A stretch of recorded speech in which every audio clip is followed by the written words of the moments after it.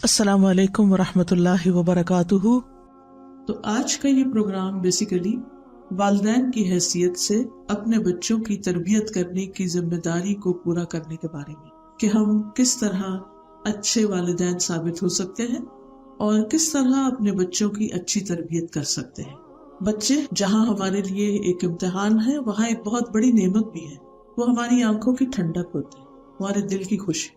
इसलिए उन लोगों से पूछिए कि जो औलाद की नेमत से महरूम है, कि वो अपनी जिंदगी में कितनी बड़ी कमी पाते और इस बात पर वो कितने दुखी होते हैं कि वो इस बड़ी नेमत से महरूम है। लेकिन जहाँ भी नेमत होती है वहाँ पूछ भी होती है, वहाँ सवाल भी होता है, नेमतों का हिसाब भी होगा और खुसूसन बच्चों के बारे में सवाल होगा कि हमने उनके साथ क्या मामला किया।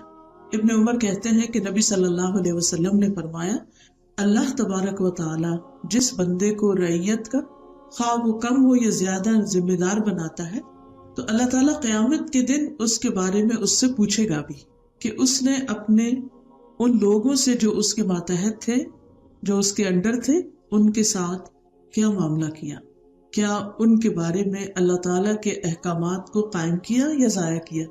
यहाँ तक कि उसके अहले खाना के मुतल्लिक भी, उसके घर वालों के मुतल्लिक भी खास तौर पर उससे पूछा जाएगा। तो इस काम में बुनियादी तौर पर जो बड़ी जिम्मेदारी है वो बाप की है, लेकिन इसका ये मतलब नहीं कि माँ जिम्मेदार नहीं, माँ भी जिम्मेदार है। सही बुखारी की हदीस में आता है, रसूलुल्लाह सल्लल्लाहु अलैहि वसल्लम ने फरमाया, तुम में से हर शख्स निगरान है और उससे उसकी रैयत के बारे में सवाल किया जाएगा। इमाम जो लोगों पर निगरान है उससे उनके बारे में पूछा जाएगा, आदमी अपने घर वालों पर निगरान है उससे उनके बारे में पूछा जाएगा। औरत, अब यह औरत का नाम लेकर बताया गया इस हदीस में, औरत अपने शौहर के घर और उसके बच्चों की निगरान है और उससे उनके बारे में सवाल किया जाएगा। तो इससे ये पता चलता है कि हमारे दीन ने वाज़ेह तौर पर हमें यानी ख़वातीन को बच्चों की जिम्मेदारी दी है। इसीलिए हम देखते हैं कि हमेशा से वालिदैन फितरी तौर पर भी और ख़ास तौर पर अगर मुसलमान हो तो अल्लाह सुब्हानहू तआला की तरफ से भी इस बात को अपनी जिम्मेदारी समझते हैं कि हम अपने बच्चों की अच्छी तरबियत करें। सिर्फ इसलिए नहीं कि ये दुनिया में हमारी नेक नामी का सबब बने, और अगर हमारे बच्चे बिगड़ गए तो लोग क्या कहेंगे, क्योंकि बहुत से लोगों को इस बात का बहुत खौफ होता है कि लोग क्या कहेंगे। तो हमें याद रखना चाहिए कि लोगों से ज्यादा हमें अल्लाह सुब्हानहू तआला के हिसाब और उसकी पूछ की फिक्र होनी जरूरी है। क्योंकि लोग तो थोड़ी देर, अगर आपका बच्चा किसी वक्त अच्छा बिहेव करेगा तो तारीफ करेंगे, किसी और वक्त में अगर कोई शरारत करेगा तो क्रिटिसाइज करना शुरू कर देंगे। तो लोगों की तारीफ भी बहुत टेम्परेरी होती है और लोगों की तनकीद भी बहुत टेम्परेरी होती है। तो इसलिए इंसान अपनी जिम्मेदारियों को अदा करते हुए अपना जो मकसद है वो जहन में रखे और वो सिर्फ दुनिया को सामने रख के कोई काम ना करे, बल्कि अपनी आखिरत को सामने रख के काम करे। क्योंकि अगर एक मुसलमान माँ आखिरत को सामने रख कर अपने बच्चों की तरबियत करती है, तो इस तरबियत में जितनी भी उसको तकलीफें पेश आएंगी वो खुशी से बर्दाश्त करेगी, क्योंकि उसे मालूम है कि इस पर मेरे लिए बहुत बड़ा अजर है। और फिर ये कि अगर मैं अपने इस मिशन में कामयाब हो गई तो मरने के बाद यही बच्चे मेरे लिए सदका जारिया है। वो जो भी कोई नेक काम करेंगे, दुआएं मांगेंगे मेरे लिए, वो दुआएं मेरे लिए फायदेमंद होगी। क्योंकि मरने के बाद इंसान का नामा अमाल तो बंद कर दिया जाता है, यानी हमारे जो अमल हर वक्त लिखे जाते हैं वो अमाल फिर लिखे नहीं जाते, क्योंकि हम जब कुछ कर ही नहीं रहे तो लिखा क्या जाएगा। लेकिन 3 चीजें इंसान को मरने के बाद भी फायदा देती हैं, जिनमें से सबसे पहली चीज वलदुन सालिहुन यदू लहू, नेक औलाद जो माँ बाप के लिए दुआ करती है। तो बच्चों की जो दुआएं हैं वो माँ बाप को बहुत फायदा देती है। एक हदीस में आता है कि जब एक इंसान का जन्नत में दर्जा बढ़ाया जाएगा तो वो पूछेगा कि यार अब ये किस बिना पर, तो उसको बताया जाएगा कि ये उसके बच्चे की दुआ की वजह से। तो अगर हम अपने बच्चों के अंदर ईमान पैदा करेंगे, उनको दीन की तालीम देंगे, उनको दुआएं सिखाएंगे, तो हमारे मरने के बाद हमें फिर गैरों की जरूरत नहीं होगी कि किसी मौलवी साहब को बुलाएं या किसी और को कहें कि वो हमारे लिए दुआ करें, बल्कि हमारे घर वाले ही हमारे लिए दुआएं करने वाले होंगे। تو آج ہم جو کچھ انویسٹ کریں گے ان بچوں کے اندر، کل یہی ہمیں فائدہ دینے والا ہے. اس لیے اچھے ماں باپ کی ہمیشہ سے یہ فکر ہوتی ہے کہ ہمارے بچے ہمارے بعد کیا کریں گے، یعنی اب بھی ہمارے ہوتے ہوئے بھی، اور جب ہم دنیا میں نہیں ہوں گے، جب ہم ان کے سر پر نہیں ہوں گے تو اس وقت پھر وہ کیا کریں گے. اسی لیے ہم دیکھتے ہیں کہ جب ابو سلمہ رضی اللہ عنہ کی وفات کا وقت آیا، یہ سلسلہ صحیحہ کی حدیث ہے، تو ام سلمہ کہنے لگی کہ آپ مجھے کس کے سپرد کر کے جا رہے ہیں؟ تو انہوں نے کہا اے اللہ، ام سلمہ سے بہتر تو ہے، یعنی ام سلمہ کے لیے مجھ سے بہتر تو ہے، یعنی ابو سلمہ سے بہتر، یعنی شوہر سے بہتر تیرا سہارا ان کے لیے بہت اچھا ہے. پھر وہ فوت ہو گئے تو رسول اللہ صلی اللہ علیہ وسلم نے ان کے لیے نکاح کا پیغام بھیجا. انہوں نے کہا میں بڑی عمر کی ہوں. آپ نے فرمایا میں تم سے زیادہ بڑی عمر کا ہوں. اور پھر انہوں نے کہا کہ میرے بچے بھی ہیں. تو آپ نے فرمایا بچے اللہ اور اس کے رسول کی ذمہ داری میں ہیں. تو اس سے یہ بات پتہ چلتی ہے کہ اگر کوئی شخص کسی ایسی عورت سے شادی کرتا ہے کہ جو بچوں والی ہے تو اسے پھر صرف اس عورت کی ذمہ داری نہیں لینی چاہیے، بلکہ اگر بچے ساتھ آئے ہیں تو ان کی تعلیم و تربیت کی بھی فکر کرنی چاہیے. تعلیم و تربیت کے لیے کچھ چیزیں بہت ہی اہم ہیں. ان میں سے نمبر 1 آپ کا اپنا طرز عمل، کہ آپ خود کیسے رول ماڈل ہیں. اگر آپ اپنے بچوں کے لیے اچھی مثال قائم کرتے ہیں، مثلاً آپ ان سے آرام سے بات کرتے ہیں، آپ حوصلے اور صبر کا مظاہرہ کرتے ہیں، آپ ان کی خوش دلی سے خدمت کرتے ہیں، ہر وقت موڈ نہیں آف رکھتے، آپ وقت پر نماز پڑھتے ہیں، آپ ذکر اذکار کی پابندی کرتے ہیں، آپ اپنی زندگی میں اللہ اور اس کے رسول صلی اللہ علیہ وسلم کو سب سے زیادہ اہمیت دیتے ہیں، آپ اپنے دین سے محبت کرتے ہیں، آپ اپنے والدین سے محبت کرتے ہیں، ان کی خدمت کرتے ہیں، آپ اپنے رشتہ داروں کا خیال رکھتے ہیں، اور اسی طرح آپ کسی کے بارے میں کوئی یعنی غیبت وغیرہ نہیں کرتے، بچوں کے سامنے یا ویسے بھی کسی کی برائیاں نہیں کرتے، اور اسی طرح اللہ سبحانہ تعالیٰ پر توکل اور بھروسہ رکھتے ہیں. تو آپ دیکھیں گے کہ بچے یہ ساری چیزیں خود بخود آپ کے عمل سے لیتے چلے جائیں گے، یعنی آپ کو کاپی کرتے چلے جائیں گے. تو سب سے پہلے اگر ہم چاہتے ہیں کہ ہمارے بچے کے اندر کوئی خاص خوبی آ جائے، مثلا نماز کا پابند ہو جائے، تو پھر ہمیں خود بھی نماز کی پابندی کرنی چاہیے. صرف بچوں کو نہیں حکم دینا چاہیے، بلکہ پابندی کا مطلب یہ کہ وقت پر ادا کرنے کی پوری کوشش کرنی چاہیے. اسی طرح اگر ہم چاہتے ہیں کہ بچے قرآن سے محبت کریں تو ہمارے ہاتھ میں بھی قرآن نظر آنا چاہیے، وہ ہمیں بھی پڑھتے ہوئے دیکھیں. کیونکہ آپ نے دیکھا ہوگا کہ جو مائیں نماز پڑھتی ہیں تو جب بچے بالکل فطرت پہ ہوتے نا چھوٹے، تو کبھی ایسا نہیں ہوا کہ وہ ساتھ آ کے نہ کھڑے ہو گئے، وہ مصلی پہ پورا لیٹ جاتے ہیں، جہاں نماز پہ ساتھ ہوتے آگے ہوتے پیچھے، پھر کھیلنے لگتے ہیں، پھر ساتھ آ جاتے ہیں، ساتھ کھڑے ہو جاتے ہیں، کبھی رکوع کرتے ہیں، کبھی دعا کے لیے ہاتھ اٹھا دیتے ہیں. وہ کیوں ایسا کرتے ہیں؟ کیونکہ وہ آپ کو دیکھ رہے ہیں کہ آپ کر رہے ہیں. اسی طرح اگر آپ قرآن تلاوت کے لیے لے کے بیٹھتے ہیں تو وہ آتے وہ کہتے ہیں ہمیں دیتے، اس وقت آپ بہت ناراض ہونے لگتے کہ مجھے پڑھنا ہی نہیں دیتا.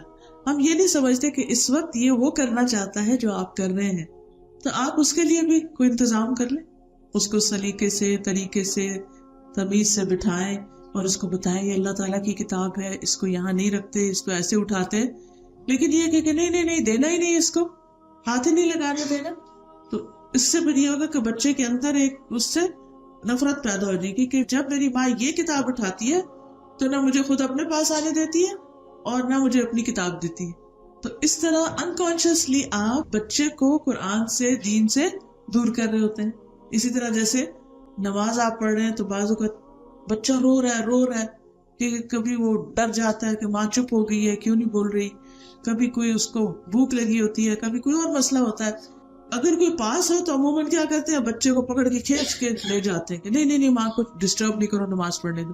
نہیں، ہمارے دین نے ہمیں اس بات کی اجازت دی ہے کہ ہم نماز کی حالت میں بچے کو اٹھا کے ایک ہاتھ میں بچے کو لے لیں اور دوسرے کے ساتھ دوسرا ہاتھ اس طرح رکھ کے نماز پڑھتے رہیں. اگر وہ کندھے پہ لگا ہوا تب بھی نبی صلی اللہ علیہ وسلم نماز پڑھا رہے تھے اور حضرت امامہ جو حضرت زینب کی بیٹی تھی وہ آپ کے کندھے پر بیٹھی ہوئی تھی، اور جب آپ رکوع سجدہ میں جاتے اس کو اتار دیتے تھے اور پھر وہ اوپر آ جاتے. اسی طرح حضرت حسن حسین رضی اللہ عنہ کے بارے میں آتا ہے کہ نبی صلی اللہ علیہ وسلم جب نماز پڑھاتے تھے تو بعض اوقات وہ سجدے میں آپ کے اوپر بیٹھ جاتے تھے جیسے بچوں کی عادت ہوتی ہے ان کو بہت ہی اچھا لگتا ہے.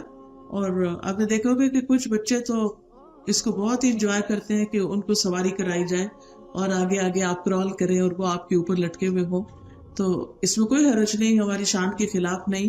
نبی صلی اللہ علیہ وسلم خود بچوں کے ساتھ کھیلا کرتے تھے، ان سے محبت کرتے تھے، بچوں کے ساتھ ایسی باتیں ایسی حرکتیں کرتے تھے کہ جس سے بچے خوش ہوں، یعنی ان کے لیول پر ان سے بات. تو سب سے پہلی چیز آپ کا خود رول ماڈل ہونا ہے. پھر مشکل اس وقت پیش آتی ہے جو مثلاً ماں تو دیندار ہے، ماں تو نماز پڑھتی، پھر باپ نہیں پڑھتا. اب بچے دیکھنے کچھ عرصہ تو کچھ نہیں کہیں گے، پھر وہ آپ سے سوال شروع کر دیں گے کہ بابا کیوں نہیں نماز پڑھتے. اور کچھ عرصے بعد بابا کیا شروع کر دیتے ہیں کہ اس سے بھی منع کرتے کہ مت کہو بچوں کو، مت اٹھاؤ. اس وقت اور بھی بڑی مشکل پیش آتی ہے.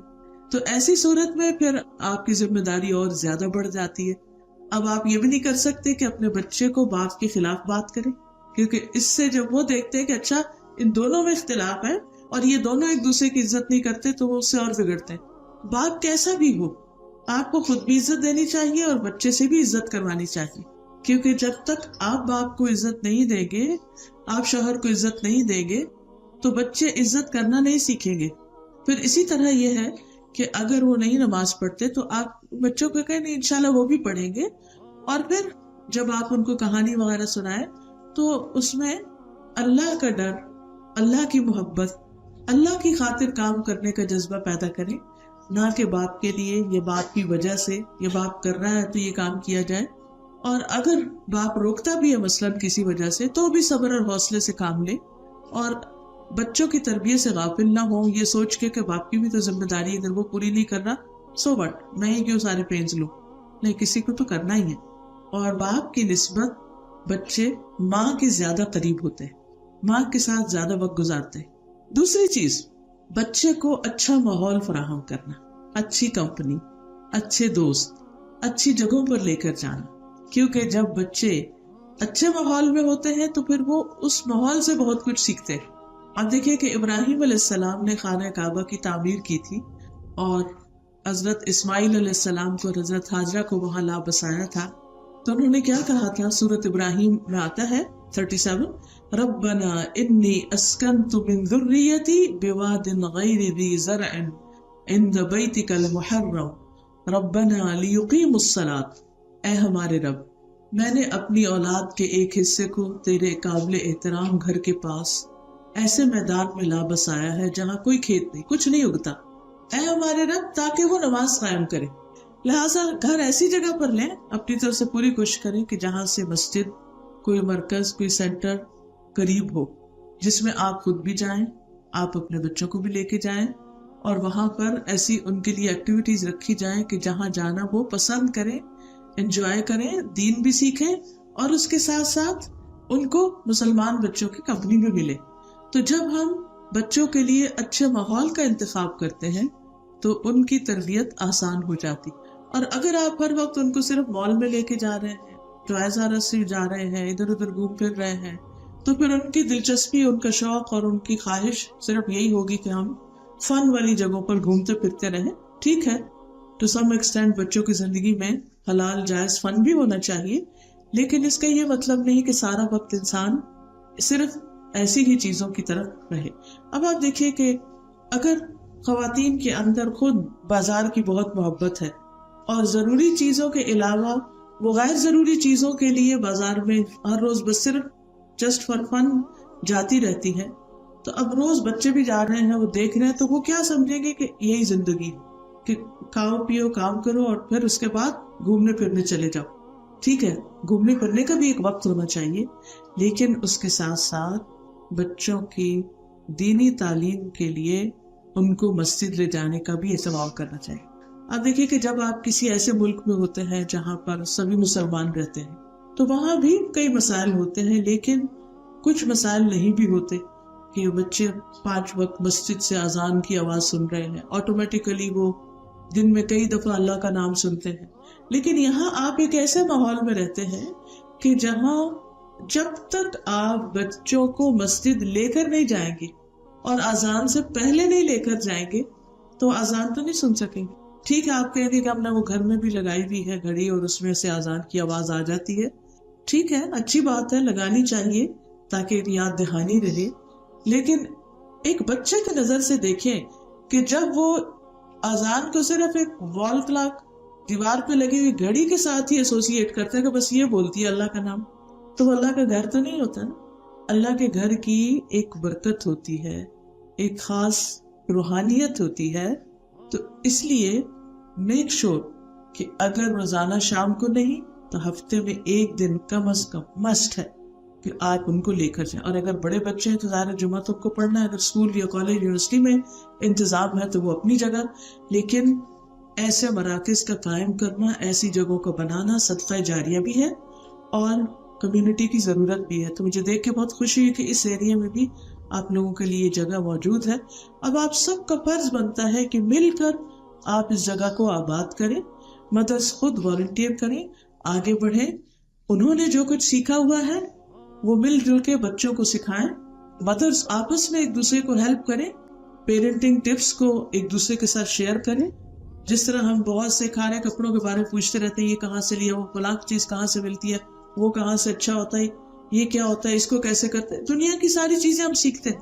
اسی طرح بچوں کی تربیت کرنا بھی سیکھے. یہ بھی کرنے کا ایک کام ہے اور اس کو بھی باقاعدہ سیکھنا چاہیے. ٹھیک ہے، آج ایک لیکچر اور میں چند مشورے آپ کو دے دوں گی، دس از جسٹ ون لیکچر. اس کے علاوہ بھی بہت کچھ مٹیریل موجود ہے کہ جس سے ہم باقاعدہ سیکھ سکتے ہیں. اور جو جو بچہ گرو کرتا ہے ہمیں بھی اپنے اس علم میں گرو کرنا چاہیے کہ ہم بچوں کی نفسیات کو سمجھتے ہوئے ان کے ساتھ اچھا معاملہ کریں، کیونکہ وہ ہماری سب سے بہترین کمائی ہے، سب سے بہترین انویسٹمنٹ ہے، سب سے بہترین صدقہ جاریہ ہے. تو جتنی اچھی تربیت ہوگی اتنے ہی اچھے آپ دنیا میں بھی آرام سکون سے رہیں گے اور آخرت کے اعتبار سے بھی.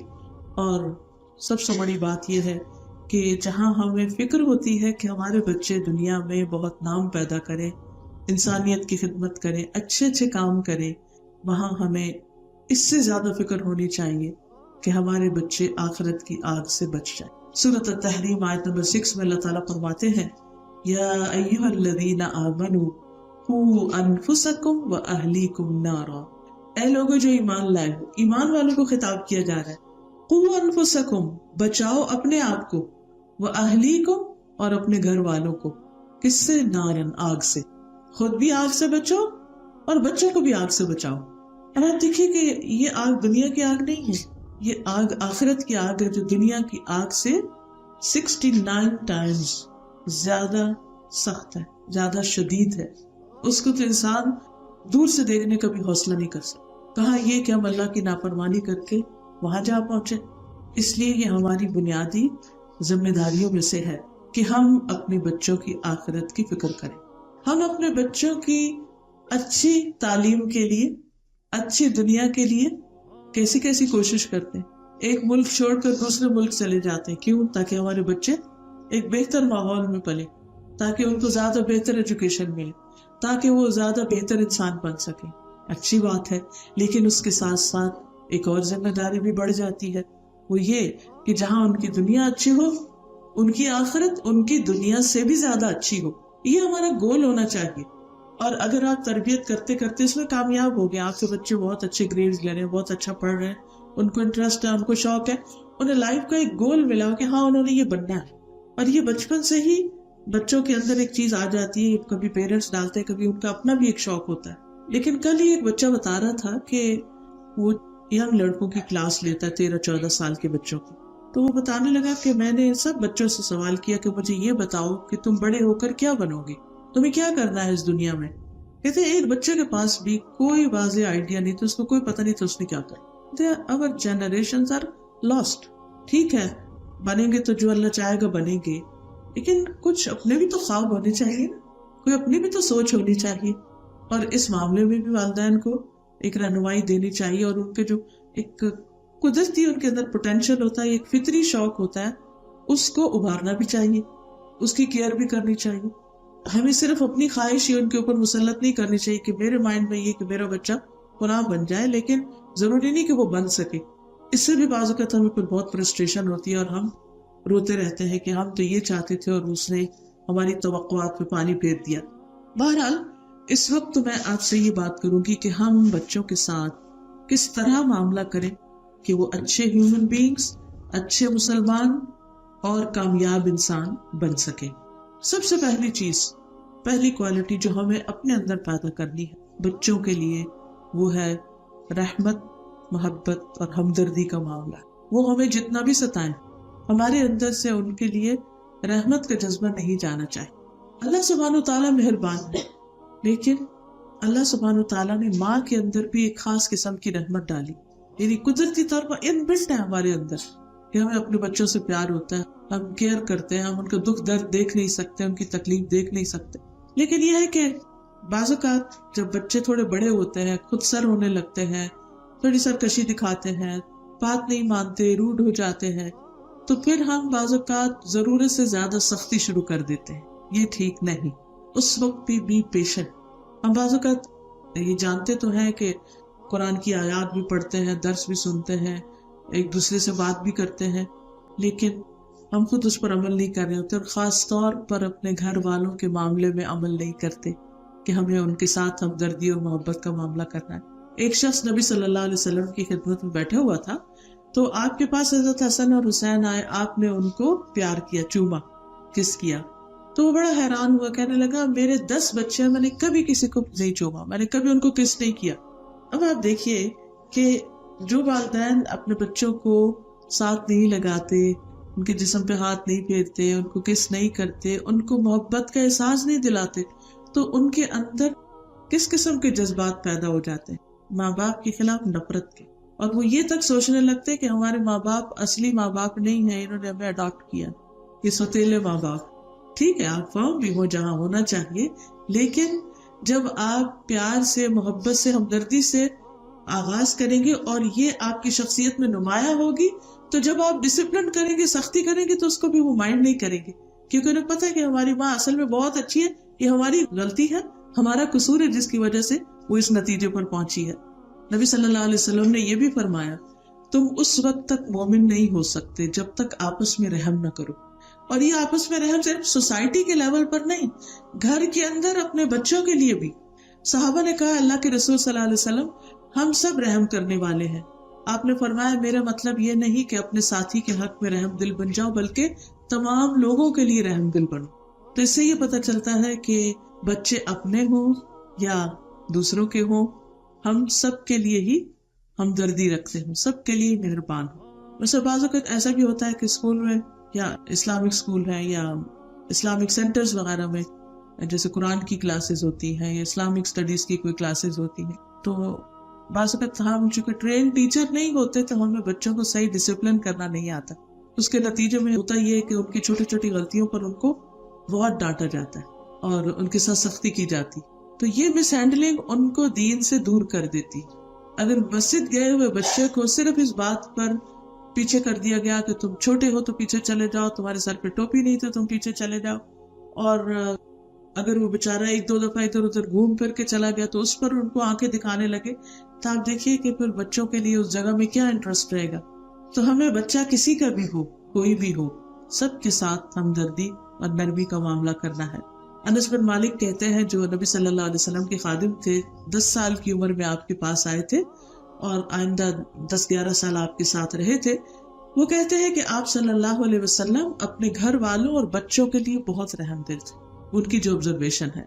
और फिर हम देखते हैं कि आप सल्लल्लाहु अलैहि वसल्लम ये भी फरमाया, अल्लाह ताला जिस घराने के साथ खैर का इरादा करता है, उनके अंदर आपस में नरमी पैदा करता है। यानी ये अल्लाह का बहुत बड़ा फजल होता है कि किसी घर के रहने वाले एक दूसरे के लिए, यानी माँ बाप बच्चों के लिए, बच्चे माँ बाप के लिए, और आपस में बहन भाई एक दूसरे के लिए हमदर्द हो, एक दूसरे की रिस्पेक्ट करते हो।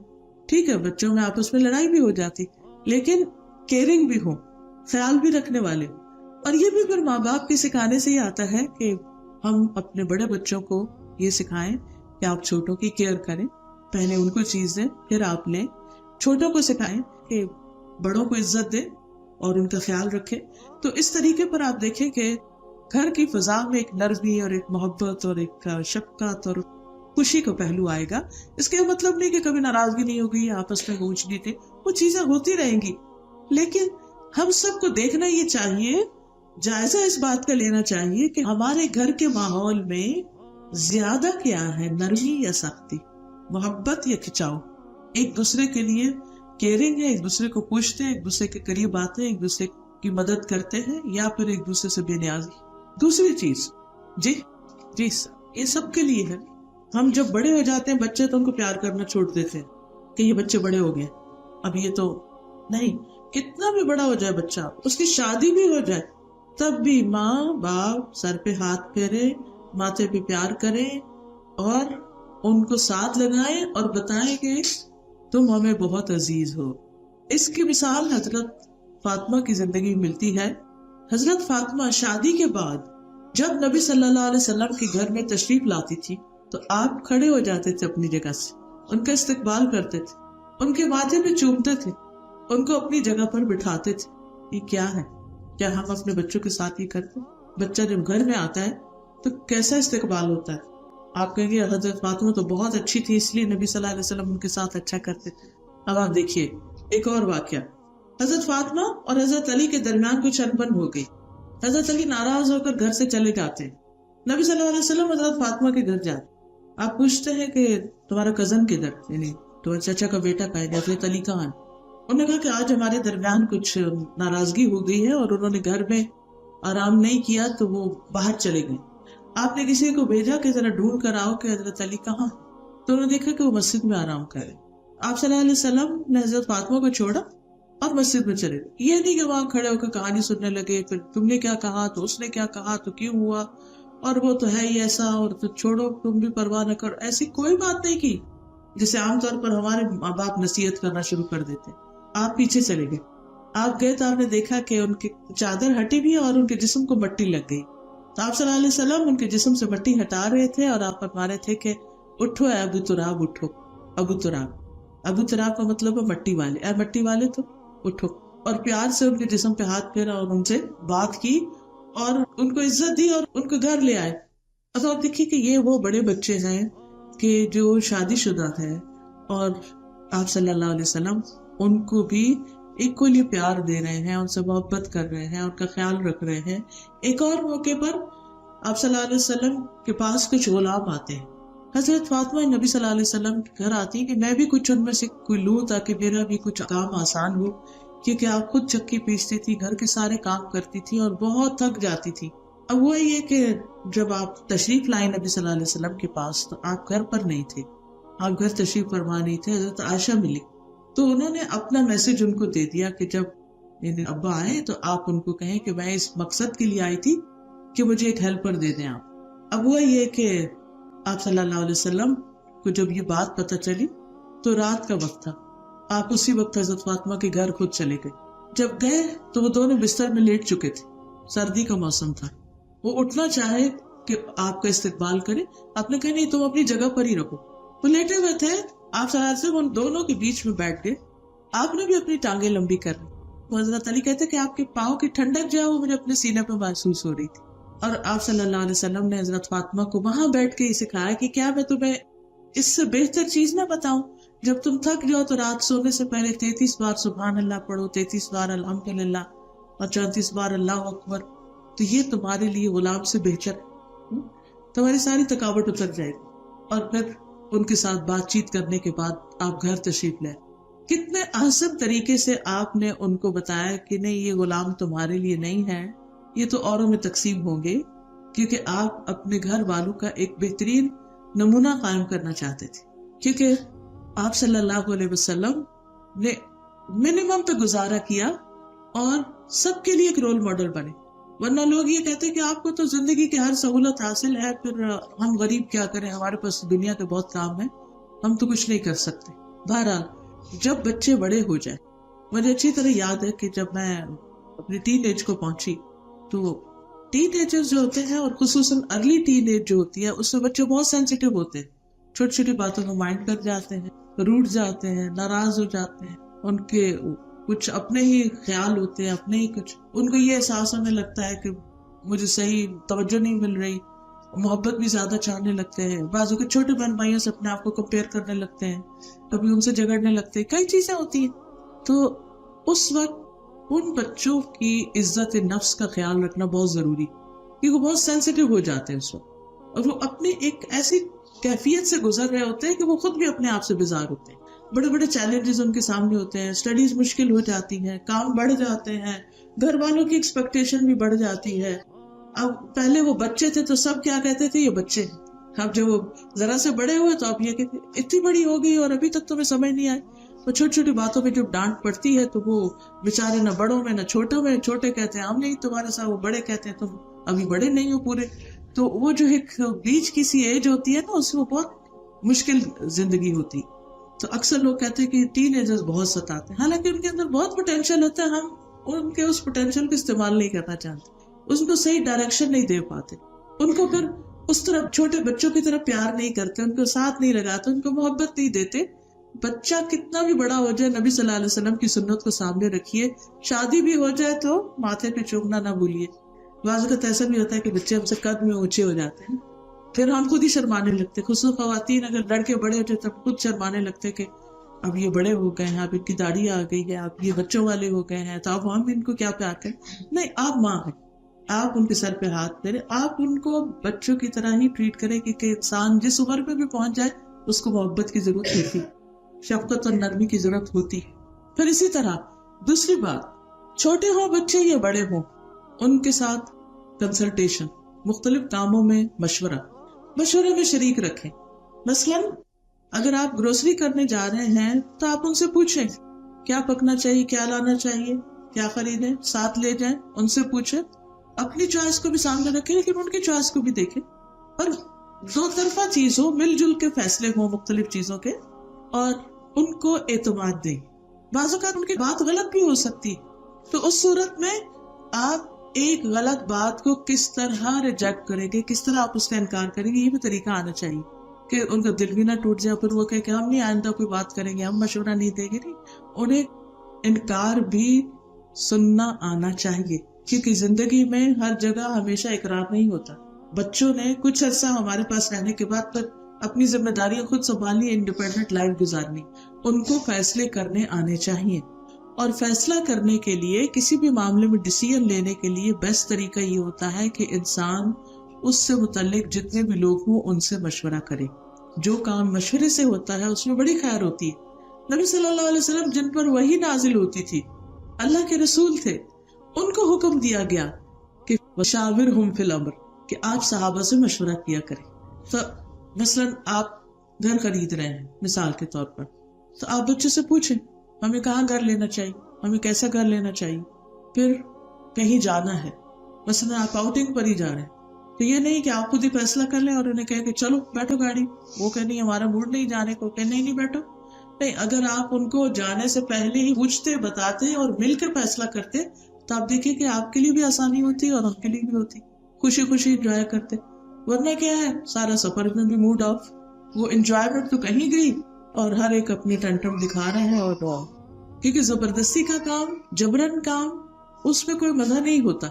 تو چھوٹی چھوٹی چیزوں میں بھی یہ نہیں کہ ہر ایک اچھا میں باہر نکلوں گی اندر جاؤں گی، یہ نہیں مشورہ، لیکن کوئی بھی آپ ڈیسیژن میکنگ کر رہے ہیں تو اس میں کنسلٹیشن کے بعد ان کو اعتماد میں لے کر ان کو آگے بڑھائیں. پھر اسی طرح کوآپریشن، باہمی تعاون، چھوٹے چھوٹے کاموں میں ایک دوسرے کی مدد.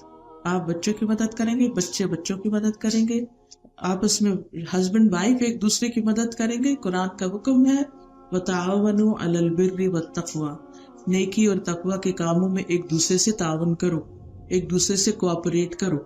ایز لانگ ایز کوئی شخص کسی غلط کام کے لیے نہیں بلا رہا، اگر کسی مدد کے لیے، کسی ہیلپ کے لیے، ایون کسی مشورے کے لیے آپ کو تکلیف دے رہا ہے، تو ایسی صورت میں اس کے ساتھ کوآپریٹ کرنا چاہیے. یہ نہیں کہ آپ اس کے پاس بیٹھے اگر وہ کہ ہم کر لوں، ہاں کر لو، اچھا نہیں کرو نہ کرو، یہ نہیں. آپ اس کو جنرلی اچھے سے مشورہ دیں کہ میرے خیال میں اس کام کے کرنے کا یہ فائدہ یا یہ نقصان ہو سکتا ہے، اور اس کے کرنے اور پھر اس کی مرضی، اس کے بعد جو بھی وہ کرتا ہے. تو بہرحال گھر کے کاموں میں بھی ایک دوسرے کے ساتھ تعاون. بعض اوقات مائیں کچھ فیوریٹزم کر جاتی، کسی بچے کو تو وہ کہیں گی کہ اس کو بہت پڑھنا ہے، اس کو پڑھنے دو، اور تم ادھر آؤ، باقیوں کو کام دے گی. یہ نہیں ہونا چاہیے، انصاف ہونا چاہیے. نبی صلی اللہ علیہ وسلم نے فرمایا سووا بین اولادکم بالعطیہ، کچھ دینے کے معاملے میں، عطیہ گفٹ وغیرہ دینے کے معاملے میں بھی اولاد کے درمیان مساوات برتو، برابری کرو. ٹھیک ہے. اب اس کا یہ مطلب نہیں ہوتا کہ ایک وقت میں سارے ہی کام کرے، چاہے ان کا کام ہے یا نہیں، وہ سب کھڑے ہو جائیں اپنی جگہ سے. نہیں، ٹائم مقرر ہو سکتے ہیں. ایک بچہ اس وقت کام یہ کرے گا، دوسرا اس وقت کرے گا، تیسرا اس وقت، چوتھا اس وقت. ہر ایک کے حالات کے مطابق ان کے اوپر ذمہ داریوں کی تقسیم ہونی چاہیے. کون کچن کے کام میں ہیلپ کرے گا، کون لانڈری کے لیے ہیلپ کرے گا، کون کلینک کے وقت ہیلپ کرے گا، کون گروسری میں ہیلپ کرے گا، کون کہاں کرے گا. ہر بچے کا اگر ایک سے زیادہ بچے تو ہر ایک کی اپنی اپنی ذمہ داری ہونی چاہیے اور خوشی سے ایک دوسرے کے ساتھ تعاون کرنا چاہیے. اسود کہتے ہیں کہ میں نے حضرت عائشہ سے پوچھا نبی صلی اللہ علیہ وسلم گھر میں کیا کیا کرتے تھے؟ تو آپ نے فرمایا آپ گھر کے کام کار میں مصروف رہتے تھے اور جب نماز کا وقت آتا تو نماز کے لیے کھڑے ہو جاتے. تو اس سے کیا پتہ چلتا ہے؟ نبی صلی اللہ علیہ وسلم اللہ کے رسول وہ گھر کے کاموں میں خواتین سے تعاون کر رہے ہیں، ان کی مدد کر رہے ہیں. کیا آپ کے باہر کوئی کام نہیں تھے؟ اس لیے اگر کوئی کہے بھی صرف مثلا ہسبینڈ جاب لیس ہے تو سارے وقت اس کو تانے دیتا رہے کہ تم ایسے گھر میں بیٹھے ہو تو چلو تم گھر کے غلام بن جاؤ اور کام کرو، یہ نہیں طریقہ ہوتا.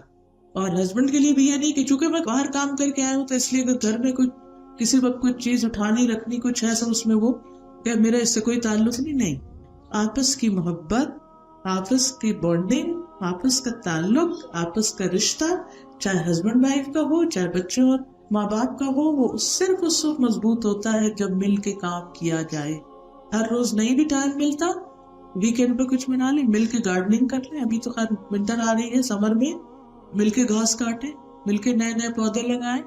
کوئی بھی کام، کوئی بھی ایکٹیویٹی ایسی رکھیں کہ جس میں آپ مل کے کام کریں. اب مثال کے طور پر ناشتہ کرنا ہے آپ، تو آپ ہسبینڈ وائف اگر دونوں ہی کچن میں کھڑے، ایک کو برتن لگا رہا ہے، دوسرا بنا رہا ہے، ایک کٹنگ کر رہا ہے، دوسرا چائے دم کر رہا ہے، اگر مل کے کریں گے تو آپ دیکھیے کہ جب مل بیٹھ کے پھر کھائیں گے بھی تو اس کھانے میں کیا محبت ہوگی.